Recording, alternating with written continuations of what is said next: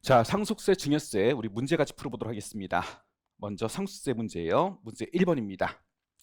상속세 증여세법상 상속재산에 관한 설명입니다. 옳은 것은 동그라미 1번 피상속인한테 귀속되는 재산적 가치가 있는 사실상 모든 권리는 상속재산이나 피상속인의 일신의 전속관계로서 피상속인의 사망으로 인해서 소멸되는 것은 제외한다. 맞는 말이죠. 재산적 가치가 있는 사실상의 모든 권리 피상속인권은 상속재산이 돼요. 그다음 일신에 전속되는 것은 상속이 안 되죠. 그러니까 피상속인의 사망으로 없어지는 거기 때문에 이거는 상속재산에 포함되지 않습니다. 맞는 말 1번이 답이 되겠네요. 2번 손해보험 계약자가 피상속인이 아닌 경우에 피상속인은 실질적으로 보험료를 납부하였더라도 피상속인의 사망으로 인해서 받는 보험금은 상속재산으로 보지 않는다. 계약자가 피상속인이 아니더라도 피상속인이 실제 보험료를 냈어요. 그리고 그 피상속인의 사망으로 보험금 받게 됐다. 그러면 아버지가 내준 돈으로 받게 된 거잖아요. 이거는 상속재산에 보게 됩니다. 틀린 말. 3번 피상속인이 신탁한 재산은 상속재산으로 보며 맞죠? 원칙적으로 피상속인이 맡긴 재산이니까 상속재산이 맞아요. 수익자의 증여재산가액으로 하는 신탁의 이익에 받을 권리 요 가액도 상속재산으로 본다. 자, 수익자가 따로 있어. 수익자한테 증여세를 과세하는 거래. 그럼 요거는 상속재산으로 나한테 오는 게 아니죠. 상속재산으로 보지 않습니다. 4번 피상속인의 사망으로 인해서 국민연금법에 따라 지급되는 반환 일시금은 상속재산으로 본다.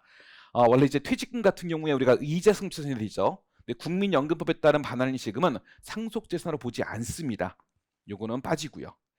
제사를 주지하는 상속인이 상속받은 족보와 재구에 대해서는 재산가액 합계 2억 원을 한도로 상수를 부과하지 않는다. 족보 재고 같은 경우에 비과세가 되는데 한도는요 1천만 원입니다. 1천만 원 한도로 비과세가 돼요. 틀린 말 2번입니다. 다음 중 상속세 과세가액에 포함되지 않는 것은 동그라미 1번 피상속인의 상속기 실 6개월 전에 처분한 토지 처분가액 3억 원의 용도가 객관적으로 명백하지 않은 경우. 자, 상속기 시전에 처분했으니까 추정 상속재산을 말하고 있는 거거든요. 추정 상속재산은 1년 이내 처분했으면 2억 이상이면 되죠. 1년 6개월 전이니까 1년 이내가 맞습니다. 이거는 그럼 2억 이상이면 되는데 3억이니까 2억 이상이 맞습니다. 그럼 이건 추정 상속재산에 해당하고요. 과세가액 계산할 때 포함이 되는 거예요. 2번 피상속인이 상속기 실 1년 8개월 전에 부담한 채무 4억의 용도가 객관적으로 명백하지 않은 경우. 이것도 상속 개시 전에 부담한 채무니까 추정 상속재산이 될 수 있어요. 1년 이내면 2억 이상인데 이건 이미 1년을 넘어갔어. 그럼 이제 2년 이내 따지면 되겠죠. 2년 이내 4억입니다. 2년 이내 5억 이상이 요건인데 4억이기 때문에 5억 이상이 되지 않아요. 그러면 이건 추정 상속재산에 해당하지 않습니다. 상속세 과세가액에 포함하지 않아요. 3번 피상속인의 사망으로 인해서 지급받는 생명보험의 보험금 1억 원. 보험계약자가 피상속인 외의자인데 피상속인이 실질적으로 보험료를 지불한 것으로 확인됐습니다. 피상속인이 보험료 돈을 냈고 그리고 이제 받게 된 거야. 그럼 아버지가 내서 받게 됐으니까 이건 의제의 상속재산으로 상속재산에 포함이 됩니다. 4번 상속 개시일 4년 전에 피상속인이 상속인한테 증여한 토지가액 4억 원. 사전 증여 재산가액 말하는 거죠. 상속세 과세가액이 포함되는 건데 상속일이니까 10년 이내 거 더하시면 돼요. 4년 전이니까 들어가는 거죠. 5번 피상속인한테 지급될 퇴직금 3억 원이 피상속인의 사망으로 인해서 지급된 경우 퇴직금입니다. 퇴직금이라면 의제 상속재산으로 상속세 과세가액이 포함되는 거죠. 3번입니다. 상속세 과세가액에 대한 설명입니다. 옳지 않은 것은 동그라미 5번. 상속기 실 9년 전에 피상속인이 상속인에게 증여한 토지가액 2천만 원은 상속세 과세가액에 포함되지 않는다. 자, 사전에 증여한 거예요. 상속인한테 준 거고 10년 이내 거면 포함시켜야 돼. 10년 이내에 해당하네. 그럼 이거는 포함이 돼야 됩니다. 틀린 말. 4번입니다. 과세표준 계산할 때 타당하지 않은 것은 동그라미 3번. 상속기 시전 10년 이내에 상속인에게 증여한 재산가액은 상속 개시일 현재 시가로 상속세 과세가액에 포함해서 상속세를 과세해야 된다. 사전 증여 재산가액은 상속세 과세가액에 포함할 때 상속 당시 시가가 아니고요. 당초 증여 당시 증여일 현재 시가가 들어가는 거예요. 틀린 말. 5번입니다. 상속 공제에 관한 설명입니다. 옳은 것은 동그라미 1번. 비거주자의 사망으로 상속이 개시되는 경우에는 기초공제를 적용하지 않는다. 일단 기초공제는 무조건 적용을 해야 돼요. 틀린 말. 2번. 상속에 개시되는 법인세 사업연도의 직전 3개 사업연도 매출액이 평균 금액이 5천만 원 이상인 기업은 가학상속공제 대상에서 제외한다. 맞는 말이죠. 3번 거주자의 사망으로 그 배우자가 실제 상속받은 금액이 없는 경우에 배우자 상속공제를 적용하지 않는다. 실제 상속받은 금액이 없어도 최소 얼마는 공제해요? 배우자가 있다면 5억은 공제해야 돼요. 틀린 말. 4번 피상속인의 배우자가 단독으로 상속받는 경우에 기초공제와 그 밖의 인적공제에 따른 공제액을 합친 금액과 5억 중에 큰 금액을 공제받을 수 있다. 일반적으로는 둘 중 큰 금액이 맞는데요. 배우자가 단독으로 상속받는 경우에 해당하죠. 그럼 이때는 일괄공제 5억은 적용하지 않습니다. 5번 거주자의 사망으로 상속이 개시되는 경우로서 상속개시년제 상속재산가액 중 승금융재산가액이 1억 원을 초과하면 1억 원을 공제한다. 여러분 1억 원 초과하면 1억까지 공제하잖아요? 공제하나요? 아니죠. 1억 초과하면 승금융재산가액의 20% 공제하고 최대 2억까지 공제하는 거예요. 틀린 말입니다. 6번입니다. 상속세에 대한 설명 중에서 옳지 않은 것은 동그라미 4번 상속인이 비거주자라면 국외에 있는 상속재산을 제외하고 국내에 있는 상속재산에 대해서만 상속세를 부과한다. 현재 우리나라 상속세는요. 피상속인이 남긴 재산에 대해서 과세하는 거예요. 그래서 피상속인이 거주자냐 비거주자에 따라서 과세 대상 범위가 달라지는 거지. 상속인이 비거주자인지 아닌지 가지고 결정하는 게 아니에요. 그래서 앞에가 피상속인으로 바뀌어야 됩니다. 틀린 말. 7번입니다. 옳지 않은 것은 동그라미 4번 거주자 또는 비거주자의 사망으로 상속이 개시되는 경우에 최대 2억 원의 금융재산 상속공제를 적용한다. 거주자가 사망했다면 금융재산 상속공제 적용이 돼요. 하지만 비거주자 사망했을 때는 오로지 기초공제만 적용하는 거죠. 다른 상속공제는 적용이 안 됩니다. 틀린 말이에요. 그러니까 비거주자가 빠져야 맞는 말이 돼요. 8번입니다. 옳지 않은 것은 동그라미 2번 피상속인의 상속인이 그 배우자 단독이라면 일괄공제 받을 수 없죠. 기초공제와 그 밖의 인적공제 합한 거를 받는 거예요. 9번입니다. 옳은 것은 동그라미 2번 국가나 지자체의 유중한 재산에 대해서는 상속세를 부과하지 않는다. 맞는 말이고 정당법에 따른 정당의 유중한 재산에 대해서는 상속세를 부과한다. 이것도 부과하지 않죠. 틀린 말입니다. 자, 상속세 계산 문제 보도록 하겠습니다. 3번 볼게요. 1번, 2번은 뒤에 문제랑 겹치는 부분들이 있어가지고 3번으로 바로 보도록 하겠습니다. 다음은 24년 3월 1일에 사망한 거주자 갑의 상속세 과세 표준 계산 관련된 자료입니다. 상속세 과세가액 계산하면 얼마냐 묻고 있어요. 일단 24년 3월 1일에 사망했고요. 날짜 체크하시고 묻고 있는 요구사항이 어디까지인지 보셔야 돼. 상속세 과세가액까지입니다. 우리 상속세나 증여세 같은 경우는요. 계산 구조가 익숙치 않아요. 그래서 어디까지 묻는지 확인하시고 그 계산 구조를 옆에다 적어두세요. 그리고 해당 자료 보고 해당 란에다가 숫자를 집어넣으셔야 돼. 안 그러면 여러분들이 중간에 놓치는 부분이 생길 수 있습니다.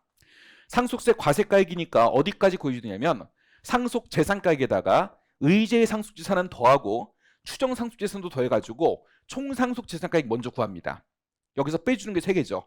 비과세, 불산입, 공제액.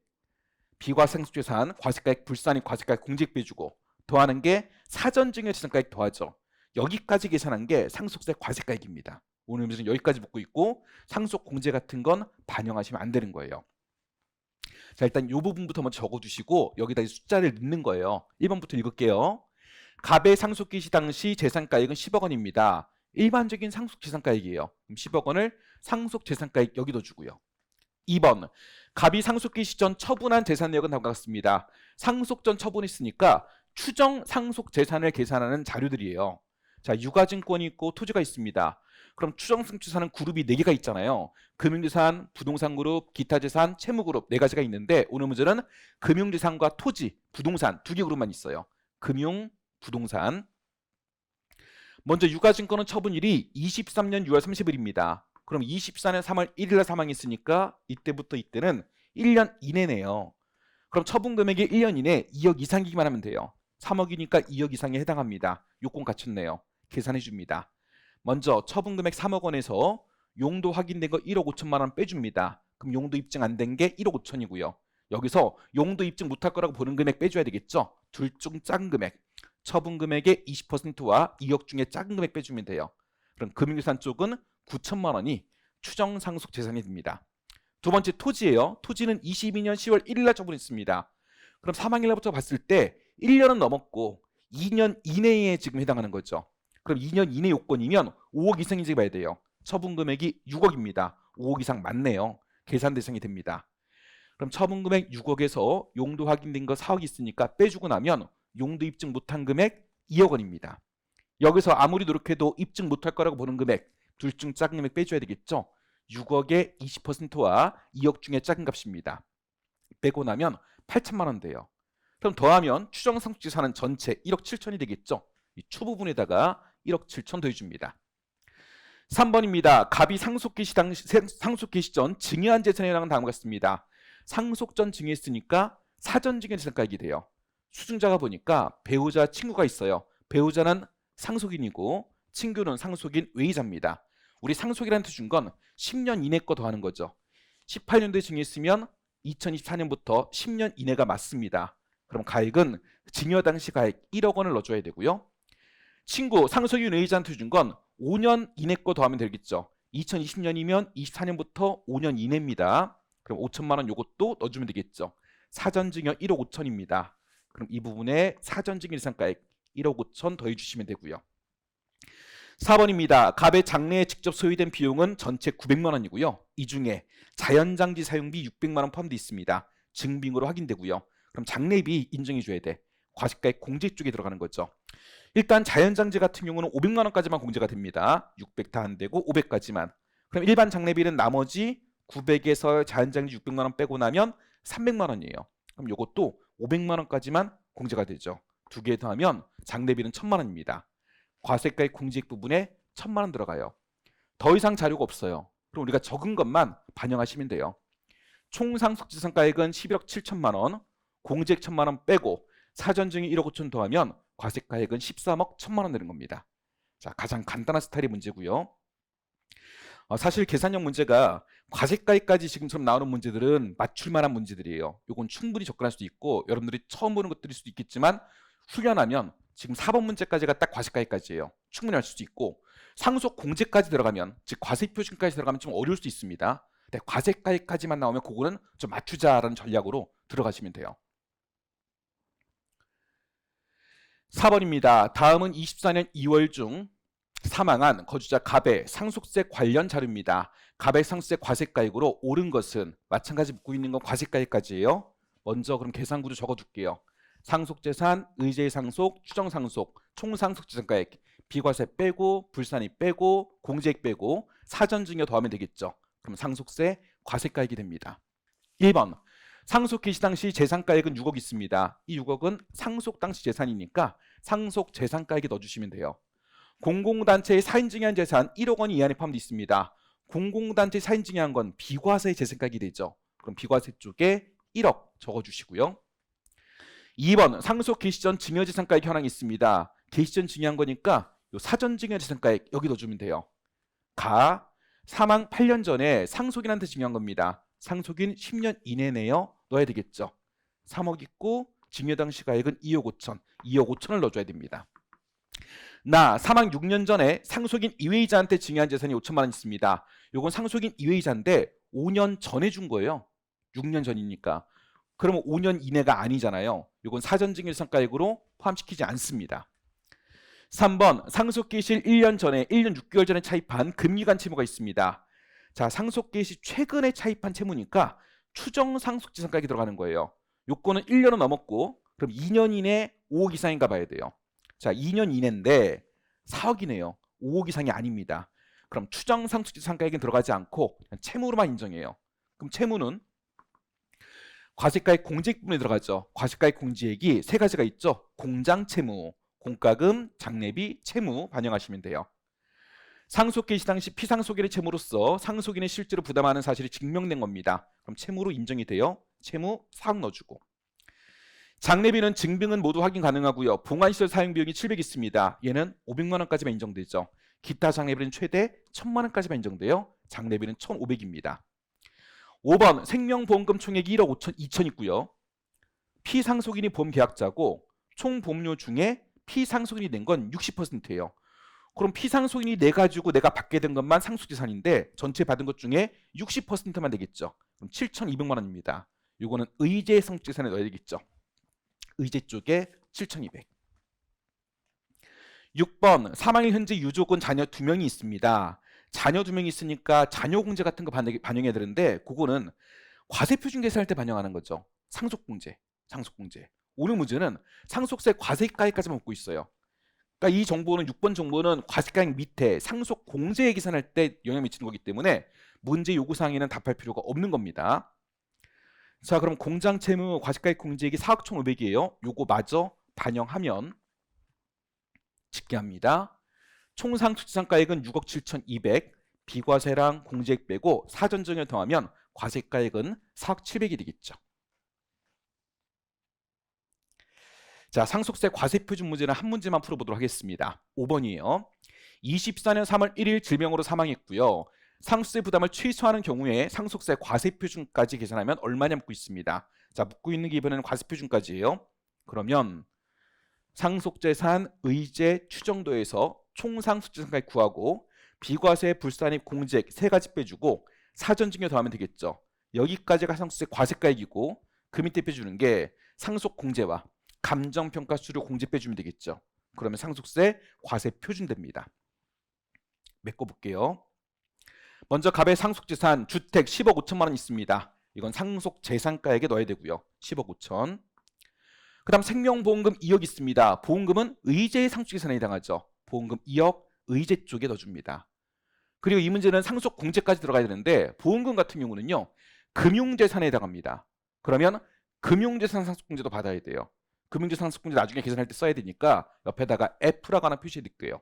그러니까 금융재산 상속공제 중대 대상이 되는 건 F라고 표시하겠습니다.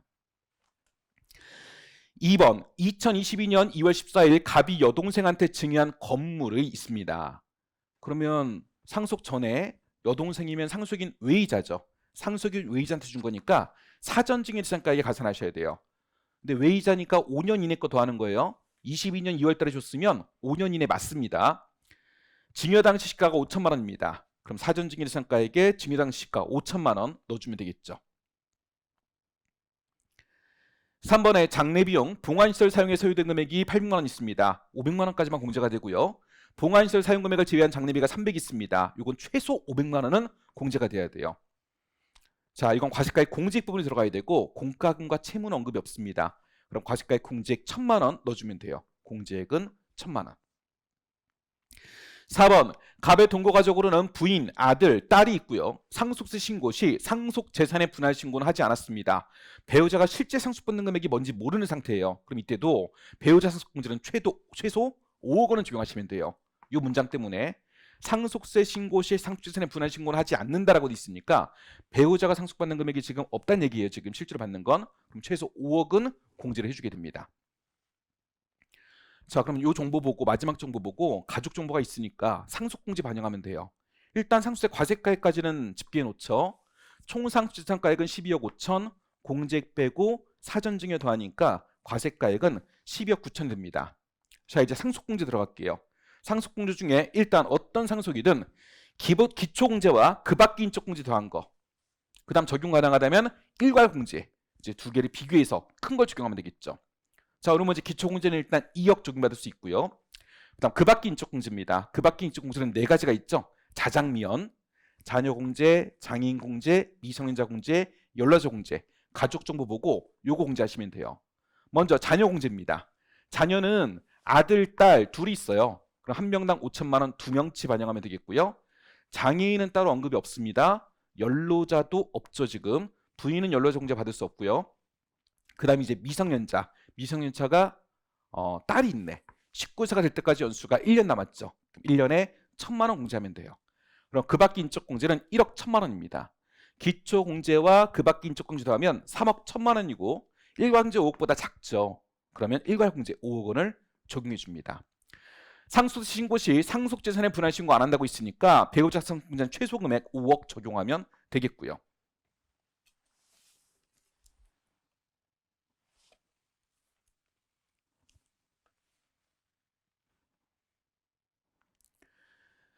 자, 그 다음에 이제 아까 금융유산이 있었어요. 보험금 2억 원 있었죠. 그럼 금융유산 상속공제도 적용하셔야 돼요. 2억에 20% 4천만 원 공제받을 수 있죠. 최대 2억까지 되는데 뭐 2억이 안 되니까 4천은 다 공제하시면 됩니다.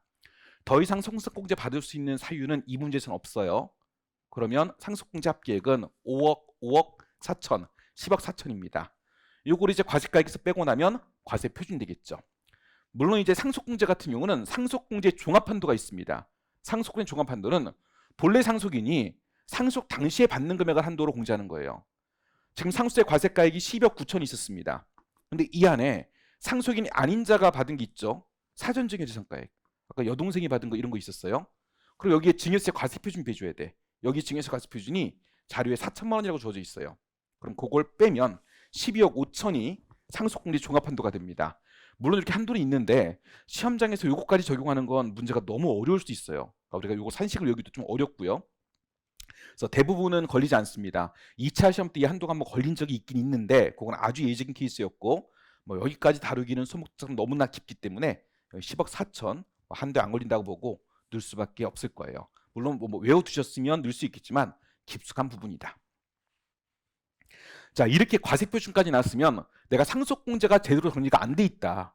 그러면 들어가시면 안 돼요. 맞추기가 쉽지 않기 때문에. 그래서 과세가액까지는 문제가 간단하거든. 충분히 알 수 있거든요. 그러니까 상속세 계산 문제는 과세가액까지 나왔을 때 우리가 문제를 맞춘다라는 전략으로 가두시면 되겠습니다. 자, 여기까지 일단 상속세 문제를 마무리 짓고요. 이제 증여세 쪽으로 가겠습니다.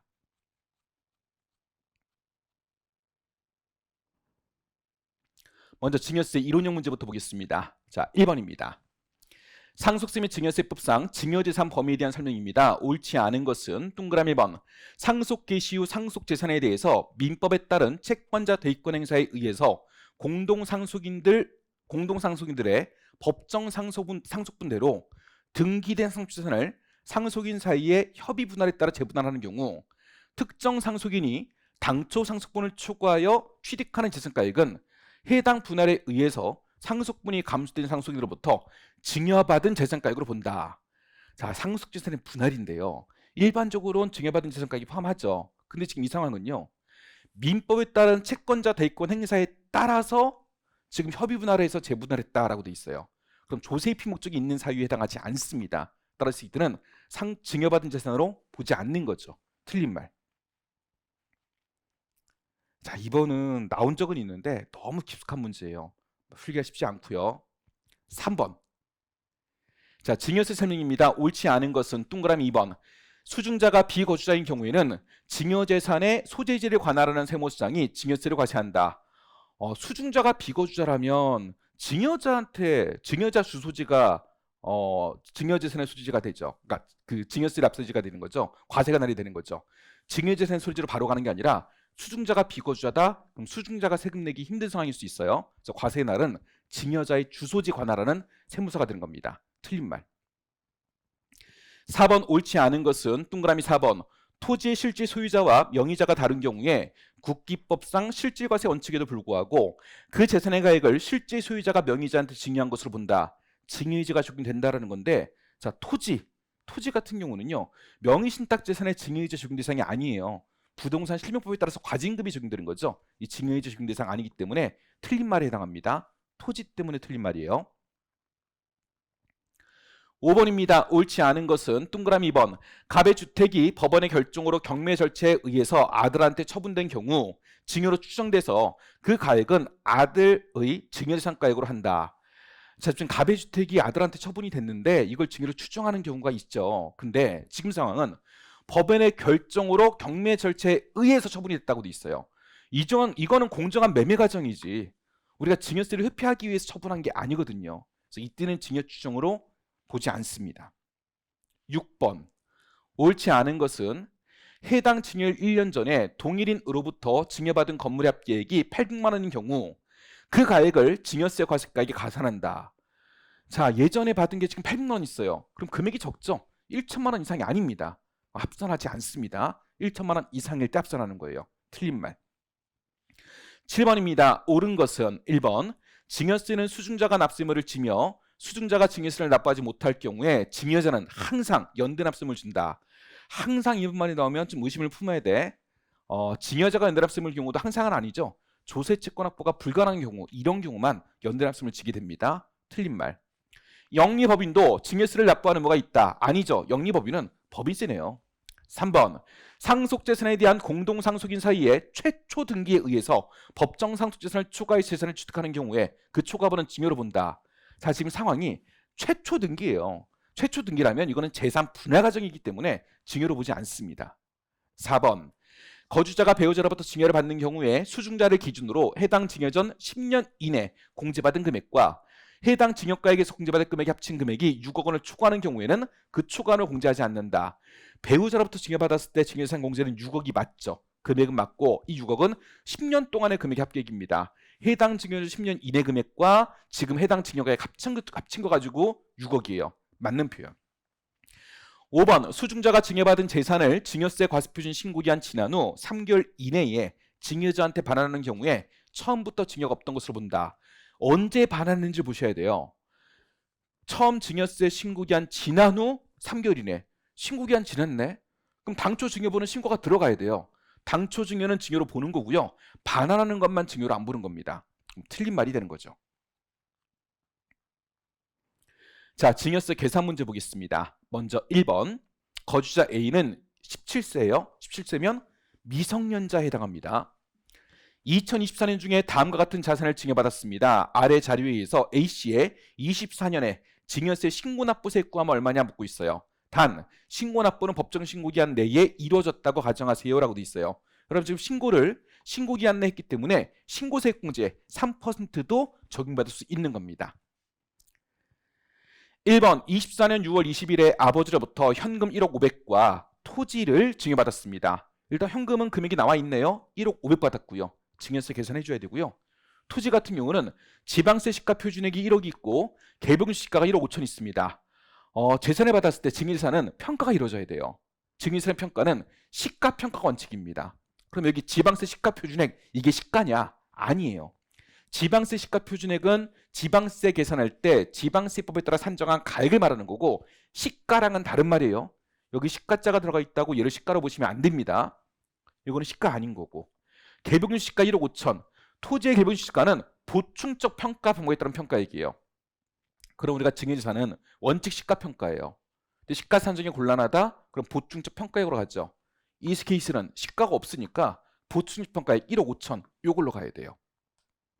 자, 그럼 먼저 아버지 거 2개 받았네요. 1억 500, 그 다음에 1억 5천. 6월 20일 날 아버지한테 받은 거 증여세 세액 계산합니다. 1억 500 플러스 1억 5천 하면 2억 5천 500이고요. 여기서 아버지로부터 받았으니까 직계 존속으로부터 미성년자가 받았죠. 그럼 증여공제 2천만 원 적용받게 됩니다. 그럼 과세액 표준은 2억 3,500이고 여기다 세율 곱하면 증여세 곱하면 산출세액은 3,700이 됩니다. 그럼 신고세액 공제 3% 반영하면 신고납부세액은 3,589만 원 되겠죠. 2번 6월 30일에 할머니로부터 토지 3필지를 무상으로 수중했다가 그중 한 필지는 24년 7월 25일에 반환했습니다. 자, 반환은 날짜 보셔야 돼요. 6월 30일 날 증여가 있었고 7월 25일 날 반환했으면 당초 증여분에 대한 증여세 신고기한 전에 반환한 거예요. 그럼 당초 증여분 2,500만 원은 증여가 안 된 걸로 보는 거죠. 그럼 8천만 원 중에 1,500은 증여가 안 된 거니까 빼주셔야 되고 또 다른 한 필지는 2024년 12월 1일에 반환했습니다. 24년 12월 1일이면 자, 증여세 신고기 한번 찾으세요. 6월 30일이 당초 증여일이었으면 7월 말, 8월 말, 9월 말이 증여세 신고기한이에요. 그럼 증여세 신고기한 지나서 반환했으니까 당초 증여분은 증여로 봅니다. 2천만 원은 증여로 보니까 빼시면 안 돼요. 그럼 할머니로부터 증여받은 건 6,500만 원이 됩니다. 6월 30일 할머니한테 받은 거 6,500 증여세 계산해야 돼요. 일단 아버지랑 할머니는 동일인이 아니기 때문에 이건 합치면 안 되는 거고요. 자, 증여공제 적용해야 되는데 아버지로부터 증여받은 거 직계 존속한테 증여받은 거죠. 이쪽에서 2천만 원 이미 적용했어.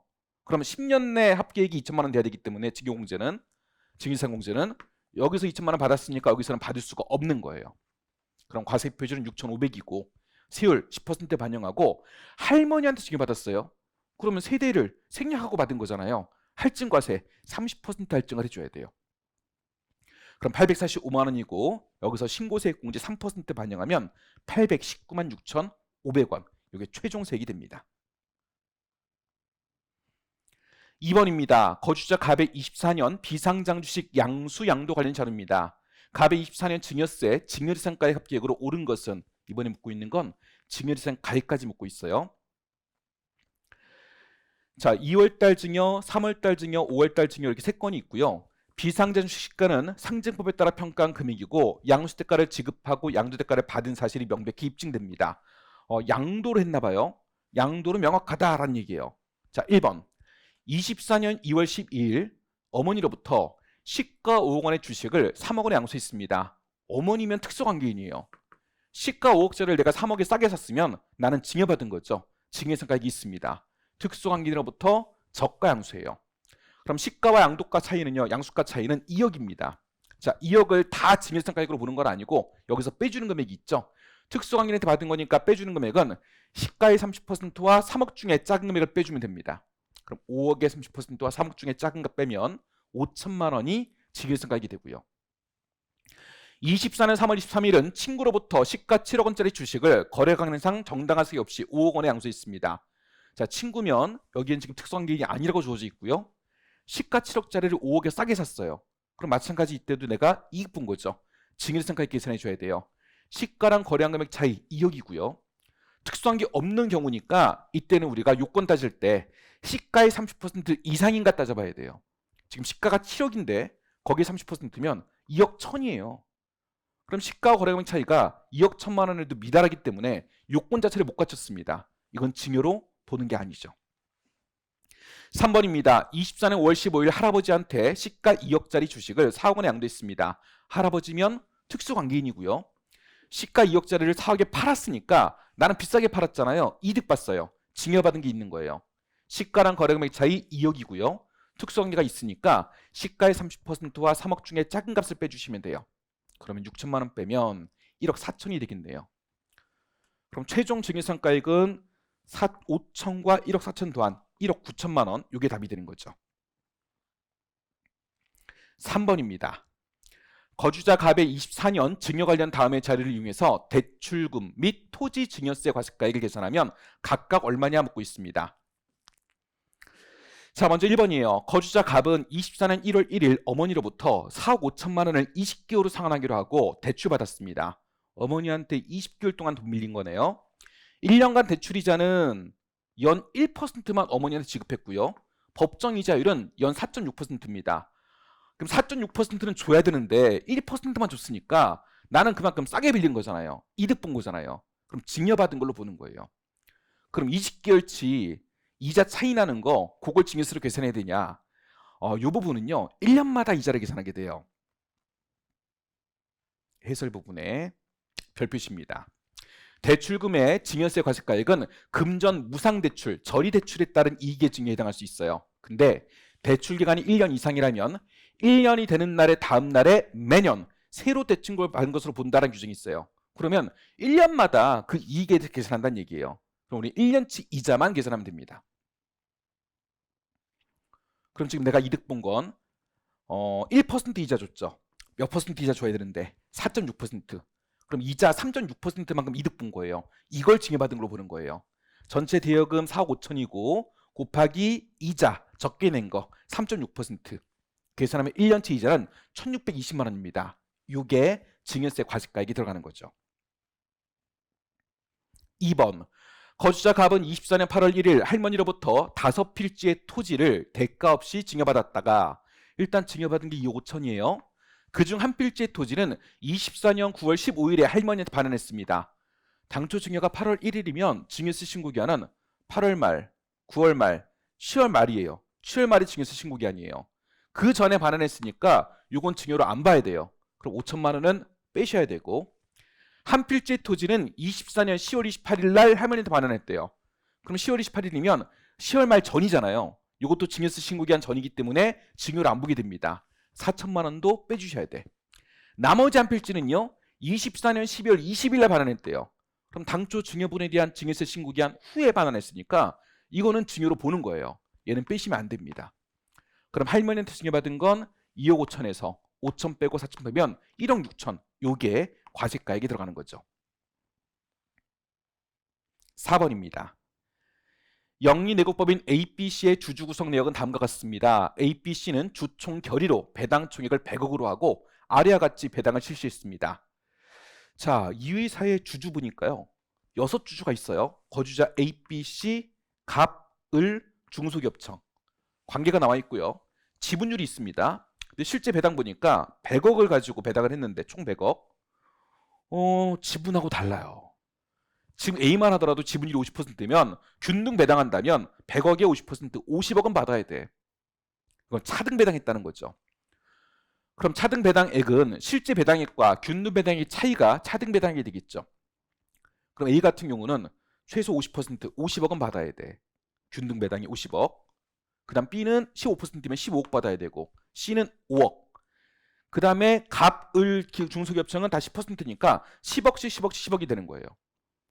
그럼 차이 나는 건 A는 45억을 과소배당 받았고 B도요 15억을 과소배당 받았고 C는요 55억을 과다배당 받았고 그 다음 갑은요 균등 배당대로 받았네요.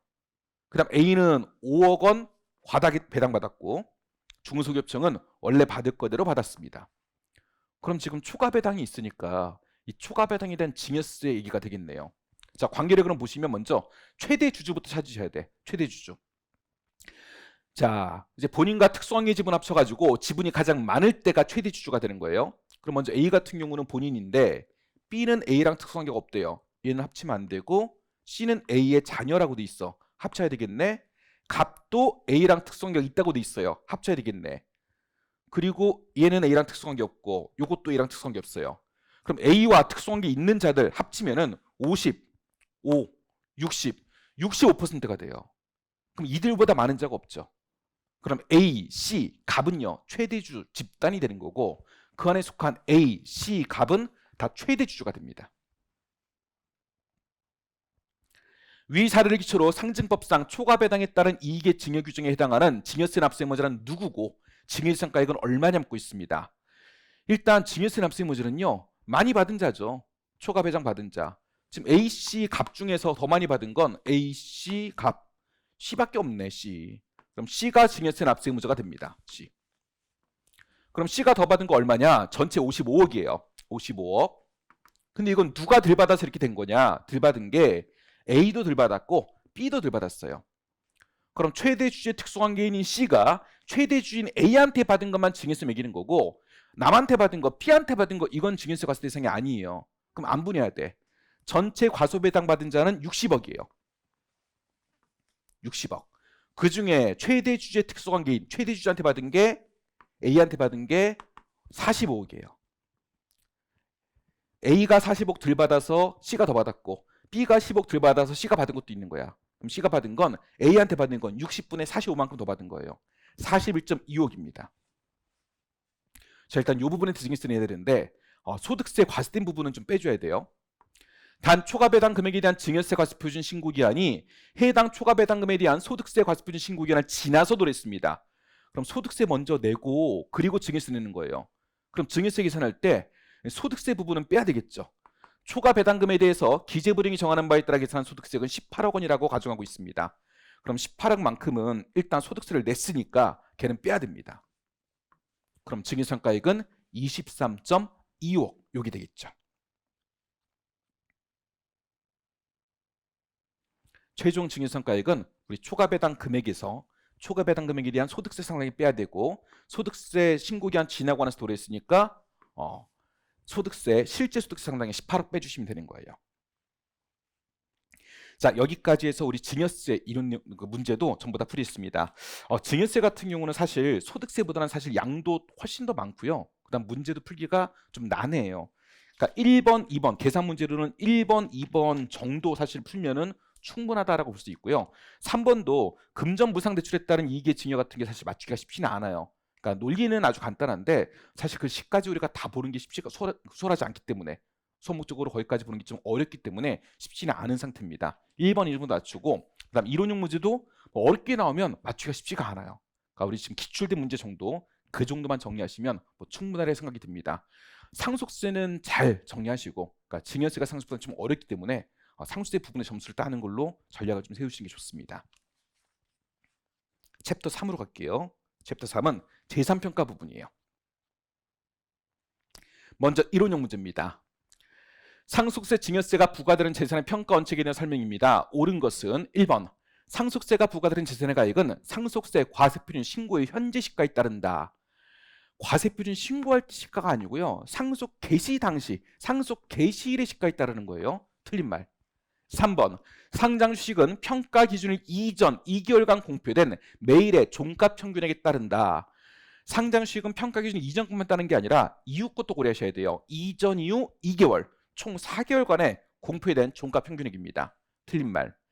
비상장 부동산 과다보유 법인의 주식은 한 주당 순손익가치와 순자산가치를 각각 3대2로 가중평균한다. 부동산 과다보유 법인이니까 자산이 기업가치에 비친 영향이 더 커요. 순손익가치가 2의 가중치, 순자산가치가 3의 가중치가 돼야 되죠. 틀린 말. 상속재산 가액에 가산하는 증여재산가액은 증여인지시가에 따른다. 요게 맞는 말이 되네요. 2번입니다. 옳지 않은 것은 동그라미 5번. 부동산 과다보유 비상자물의 주식은 한 주당 순자산가치에 의해서 평가한다. 순손익가치하고 순자산가치 가중평균하죠. 근데 2대3 비율이에요. 틀린 말. 3번입니다. 일반 건물은 지방세 시가 표준을 평가한다. 일반 건물의 보충적 평가액 말하거든요. 일반 건물은 국세청장 고시가액입니다. 틀린 말. 4번입니다. 옳지 않은 것은 동그라미 4번. 최대 주주의 주식. 자, 중소기업 등에 해당하는 건 제외하고요. 최대 주주의 주식을 증여했을 때 일반적 평가액의 지분율에 관계없이 30% 할증을 평가한다. 30%가 아니라 20%죠. 자, 계산의 문제입니다.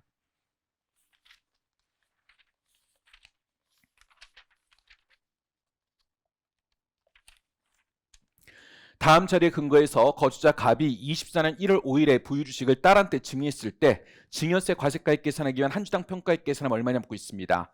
이 재산평가 부분에서 시험에 가장 많이 나왔던 문제는요. 지금 1번과 같은 비상장주식의 평가입니다. 이게 이제 잊을만 하면 그때그때 좀 출제가 되고 있어요. 자주 나오는 부분입니다. 그럼 먼저 한 주당 순손익가치 구하고 또 한 주당 순자산가치 구하고 이 둘을 가중평균해 주면 돼요. 1번. 갑은 비상장부인 A에, 자, A는 중소기업 중견기업은 아니라고 돼 있습니다. 그럼 원칙적으로 할증평가를 해야 되는 거죠. 할증평가 20%. 총 발행 주식의 1억 11만 주 중에 6% 보유하고 있습니다. 요것만 봤을 때는 최대 주주인지 모르겠어. 근데 갑과 특수관계 있는 최대 주주 을은, 갑과 특수관계 있는 을은 A의 발행 주식의 55% 보유하고 있습니다. 그러면 내 거 6%, 을거 특수관계인 거 55% 합쳐야 되겠죠. 61%. 그럼 나는 최대 주주란 얘기예요. 그럼 할증평가 해야 됩니다. A는 24년 1월 5일 현재 자산총액 중 부동산과 부동산상의 권리합계액이 50% 이상, 80% 미만을 차지하고 있고 부동산 과다보유 법인이네요. 세무상 자산합계액은 50억, 부채합계액은 28억입니다. 그러면 순자산가치의 3회 가중이 줄여야 돼요. 먼저 자산부채가 나와 있으니까 한 주당 순자산가치 구합니다. 자, 먼저 A 한 주당 순자산가치 자산 전체 50억 마이너스 부채 28억 그럼 순자산은 22억이고요. 자, 한 주당 금액 구해야 되니까 총 발행 주식수 11만 주로 나눠줍니다. 그럼 한 주당 순자산가치는 2만 원 되겠죠. 3번 A의 최근 3년간 주당 순손익액은 각각 530원. 이건 최근 1년 전 거네요. 그 다음은 마이너스 320원, 2년 전 거, 그 다음은 3년 전 겁니다. 기재부 장관이 고시한 이자율은 10%로 가정하고 있고요. 그럼 한 주당 순손익가치 구할 수 있어요. 가중평균해야 되겠네요. 최근 1년 전 거에는 3의 가중치, 2년 전 거는 2의 가중치인데 손실이니까 음수 표시 고려해서 반영하셔야 돼요. 3년 전 건 1의 가중치 듭니다. 그럼 더하고 전체 가중치 6을 줬으니까 나누기 6 하면 되겠죠. 곱하기 6분의 1. 나누기 이자율은 10% 가정하고 있습니다. 영구연금의 현재 가치. 그럼 한 주당 순손익가치는 2,350원 돼요. 그럼 최종 한 주당 평가액은 부동산 과다보유 법인 주식이라고 있으니까 순자산가치의 3의 가중치, 순손익가치의 2의 가중치 두고 전체 가중치 5 줬으니까 5로 나눠주면 돼요. 가중평균한 금액은 한 주당 평가액이 12,940원입니다. 근데 최소한 얼마나 봐야 되냐면 순자산가치의 80%는 돼야 돼요. 요 값이. 순자산가치가 지금 2만 원이었고 여기에 80% 하면 16,000원입니다. 그럼 최소 금액 16,000원을 미달하니까 16,000원을 최종 금액으로 봐야 돼요. 여기에 이제 할증 평가한다고 있죠. 20% 할증 반영하면 한 주당 가치는 19,200원 되는 겁니다. 자, 문제 2번입니다. 문제 2번. 거주자 갑의 증여 관련 처리입니다. 증여성가액으로 옳은 것은, 자, 일단 이 문제 풀기 위해서 우리 91쪽 내용을 다시 한번 정리해 볼게요.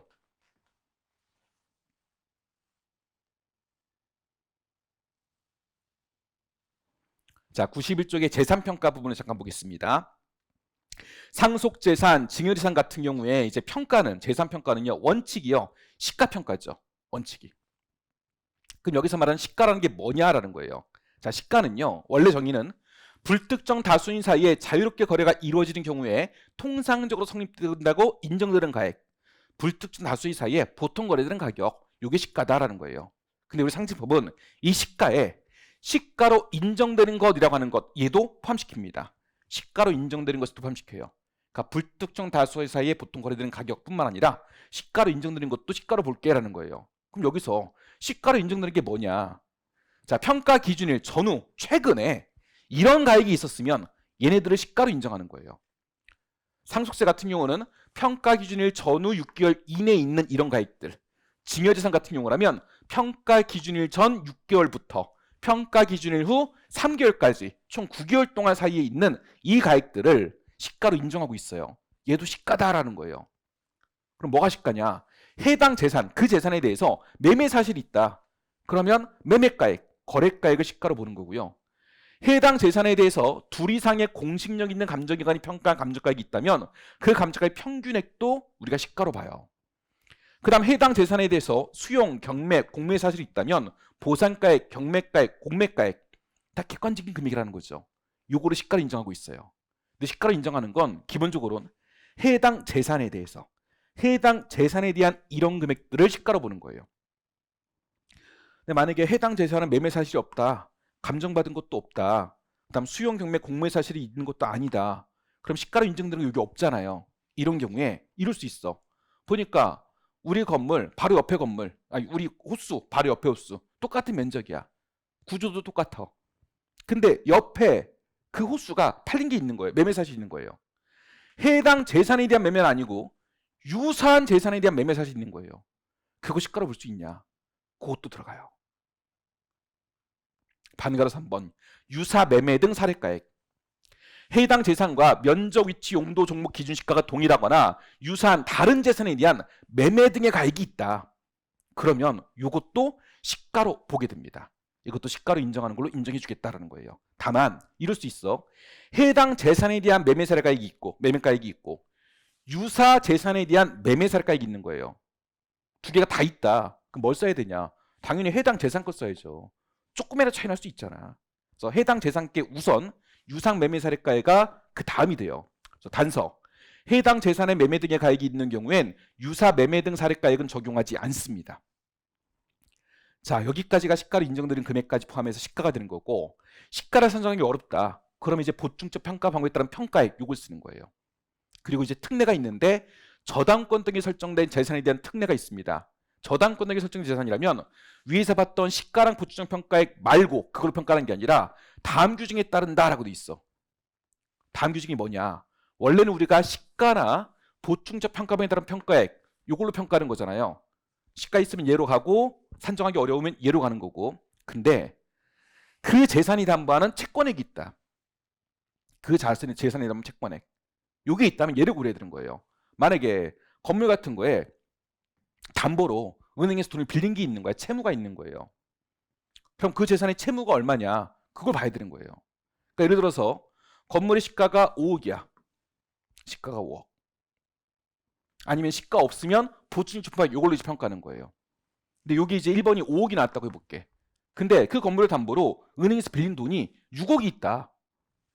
해당 재산이 담보하는 채권에 6억이 있는 거예요. 그러면 은행에서는 이거를 최소 6억 이상으로 평가했으니까 6억 빌려준 거 아니야. 그죠? 이 건물을 담보로 빌려줬을 때. 그래서 이 둘 중에 큰 걸로 가는 거예요. 2번이 작으면 1번으로 가고, 근데 1번보다 2번이 더 크면 2번으로 가야 된다라는 거예요. 그래서 저당권 등에 설정된 재산이라면 해당 재산이 담보하는 채권액, 채무액 말하는 거예요. 그 채무액, 그거를 이제 동그라미 2번에 넣어서 평가하게 되는 겁니다. 지금 풀어야 될 문제는 이 부분을 명확히 좀 우리가 알고 있어야 문제를 좀 풀 수 있어요. 2번 보시면 증여상가액입니다. 갑은 7월에 아들한테 토지 X를 증여했습니다. 자, 증여 물건은 X예요. X의 증여 현재 개별균 시가는 1억 5천입니다. 토지의 개별균 시가는 보충적 평가액이에요. 보충적 평가액.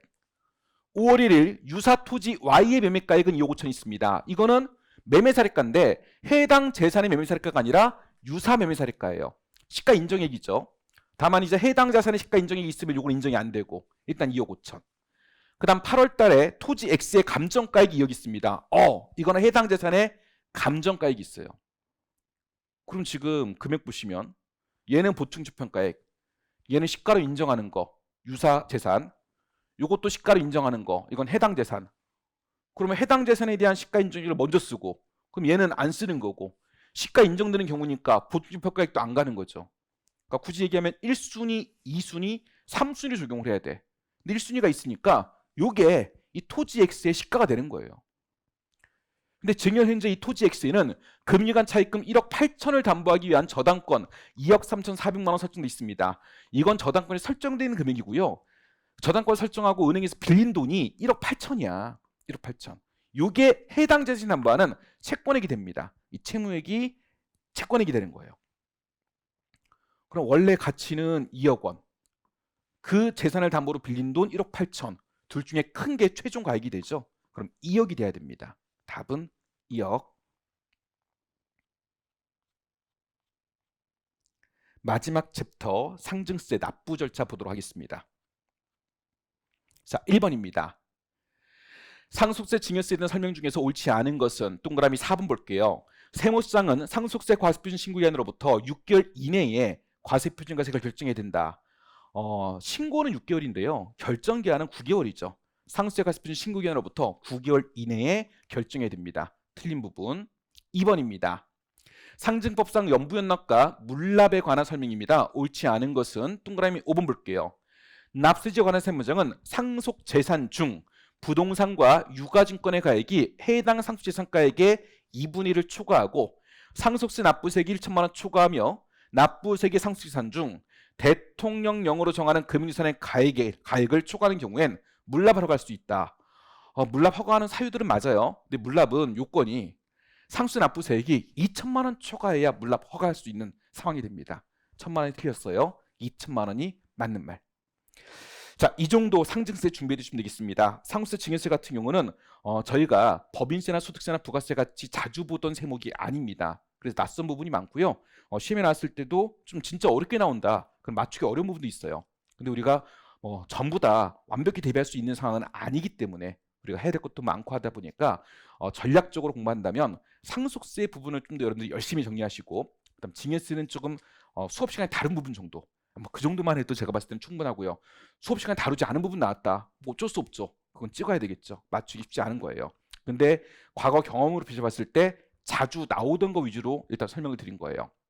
그 다음에 제3평가 쪽, 그다음 절차 규정도 수업 시간 다른 부분 중심으로 정리해 두시면 어느 정도는 시험 대비가 되지 않을까 싶습니다. 자, 이 정도에서 상속세 증여세는 전부 다 마무리 짓도록 하겠습니다. 수고하셨습니다.